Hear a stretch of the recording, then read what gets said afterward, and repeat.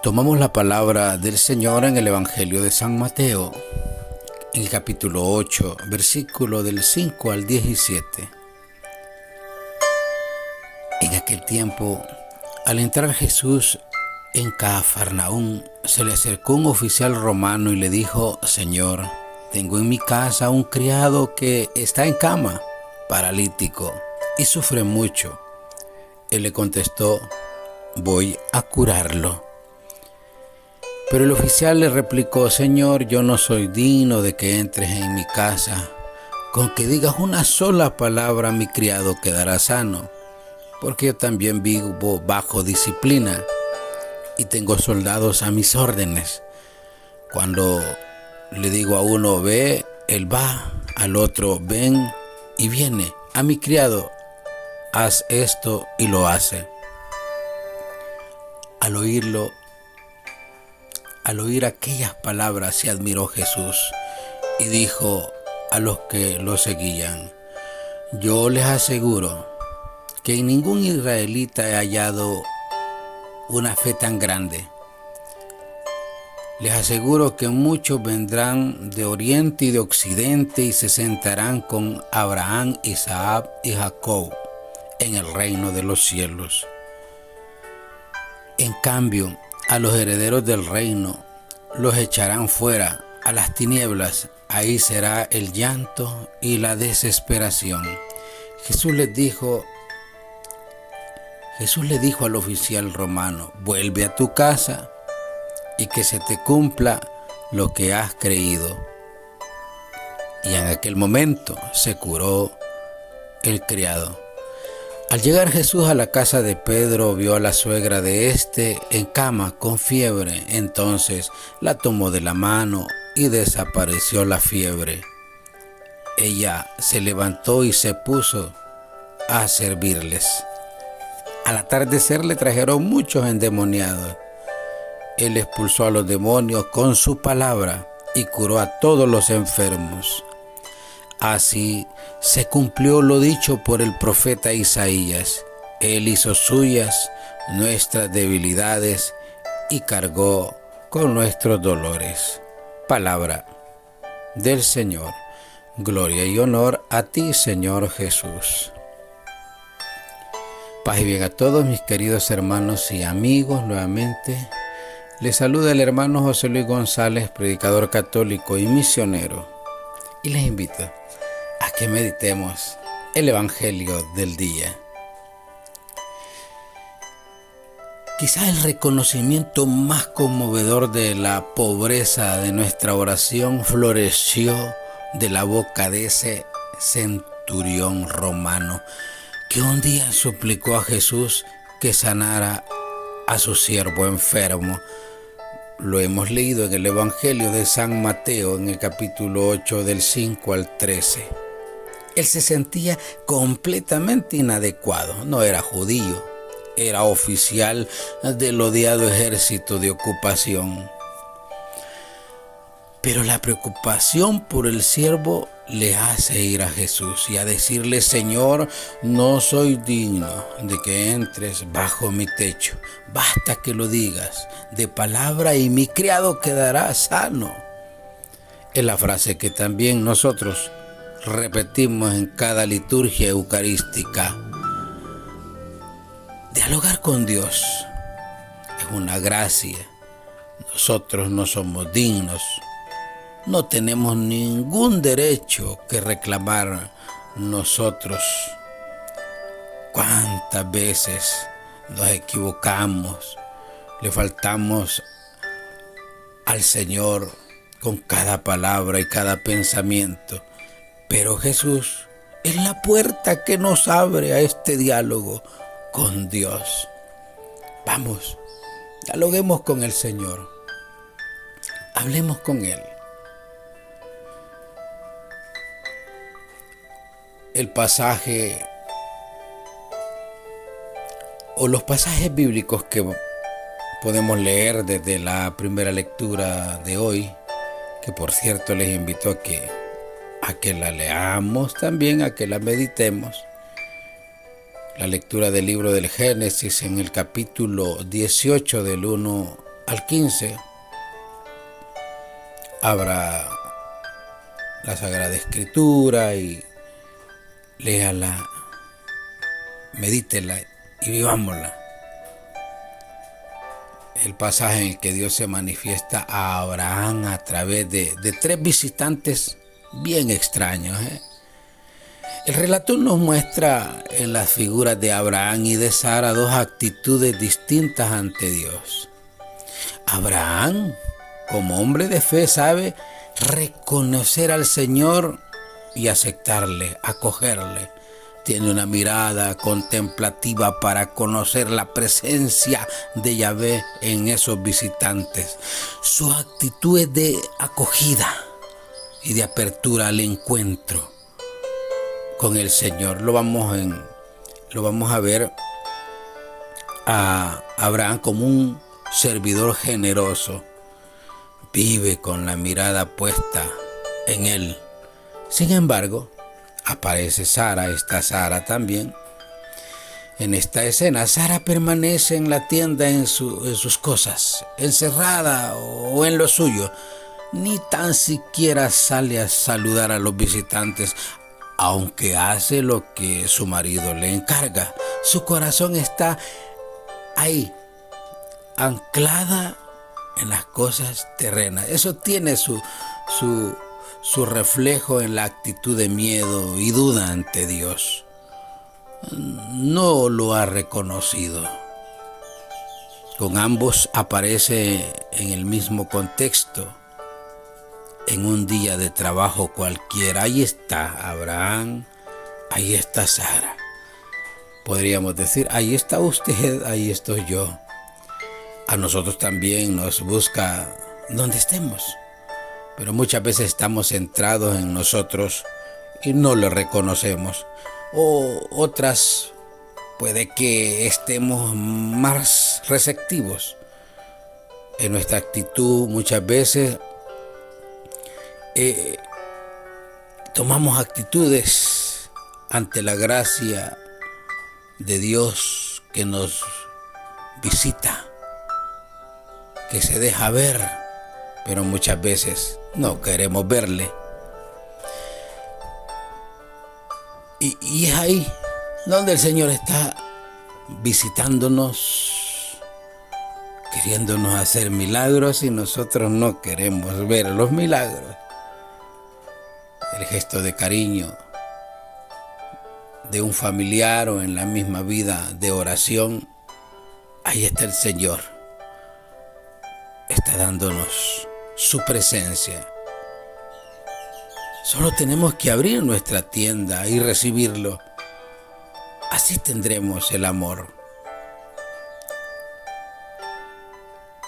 Esta palabra viene a animarnos para decirnos que es posible ese amor en nosotros, porque es para lo que hemos nacido.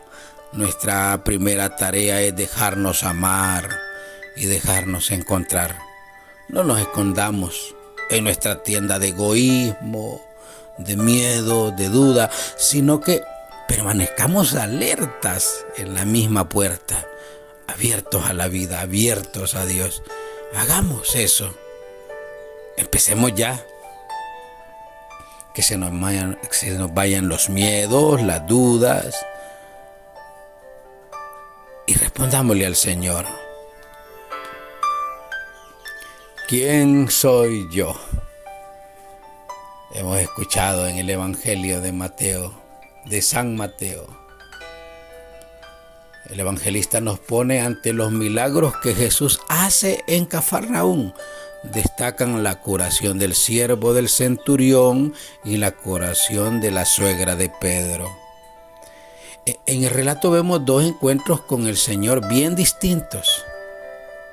En el soldado vemos humildad al reconocer su indignidad.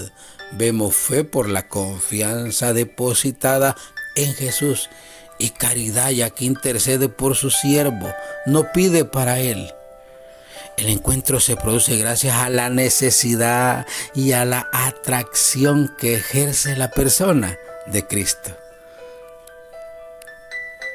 Esos hechos, ambos hechos, prepararon su corazón. Con la suegra de Pedro es el mismo Dios hecho hombre el que va a curarla. La busca y como consecuencia del milagro de ese encuentro, lo hemos leído, se da en ella la caridad a través del servicio. Agradecida se pone a servir. Otros se quedan así, sin agradecimiento, aunque han recibido el milagro, Se cierran al paso del Señor. Por eso quedan excluidos muchas veces de la gracia, de la misericordia y de la salvación. No es porque el Señor no nos quiera salvar o no nos ha salvado, es que nosotros nos negamos a ese gran regalo. Esta palabra nos invita primero a examinar nuestra vida, ver primero si necesitamos ser curados de algo.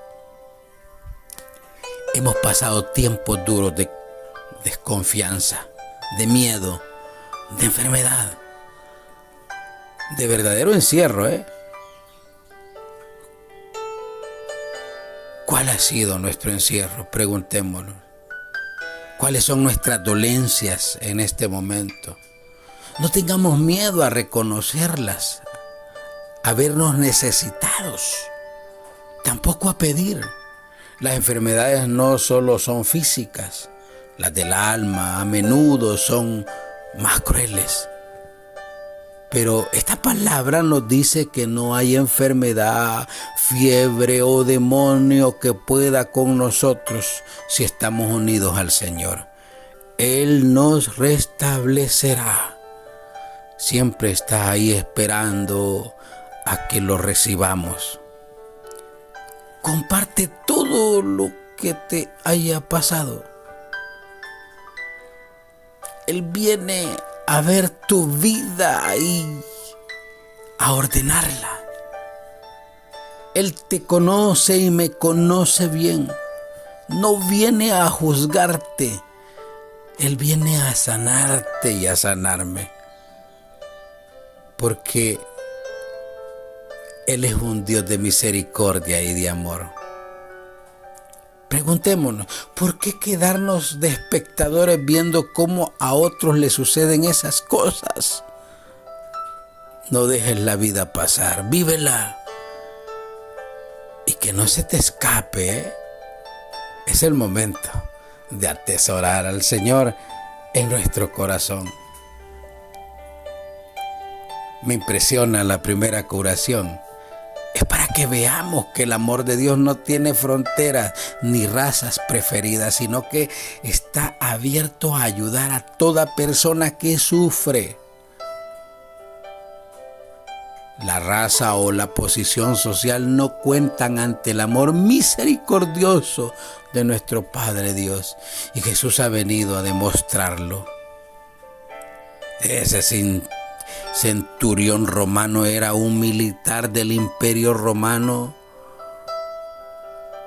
cuyas legiones habían invadido Palestina y suprimido las libertades cívicas de los judíos.